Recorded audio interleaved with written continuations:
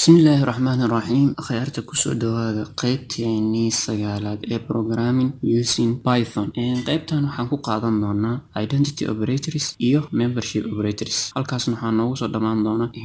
qaybaheena ku saabsanaa operators maadaama aan kasoo qaadana qaybo badan waan iska soo gaabin doonaa meeshaas ayaan iskaga ekeen doonaa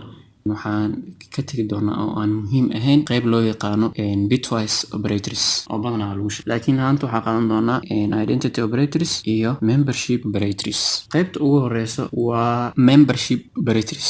oo ah labo operator oo kala ah in iyo not in marka aan practiceeno kan koowaad waxa waaye in soma variableada sameysanaynaa waxaan ku shubaynaa string data string ku shubaynaa kadibna waxaan iska dhahaynaa hello okay kadibna waxaan dhahaynaa b waxaan ku shubaynaa xaraf kamid ah hello marka b aan ku shubo waxaan kasoo qaadanaa shanta xaraf ee meesha taalo waa h e l l o marka midka raba aan kasoo qaadanaa okay aan kasoo qaato l oo kaleeto ayada meesha laba mar ku jirto okay print waxaan leeyahay aan dhahay b in a marka haddii ay ku jirto b waxa waaye l soma l ma ku jirta a dhexdeeda n waa hello haddii l ay ku dhex jirto hello waxaa lasoo daawici doonaa true haddii aysan ku jirin waxaa lasoo daawici doonaa false aan fiirina marka waxa waaye true maadaama ay ku jirto meeshan kaleeto xaraf aan ku jirin aan baraaweyno waa false g kuma jirto laakiin not in haddaa dhaho waxa waaye kuma jirto miyaa isweydiinay markaas wuxuu dhahay true kuma jirto waa true oo kuma jirto g kuma jirto hello marka labadaas shaqo ay kala qabanayaan waan ku gudbeynaa waxaan u gudbeynaa wax la dhahayo identity operators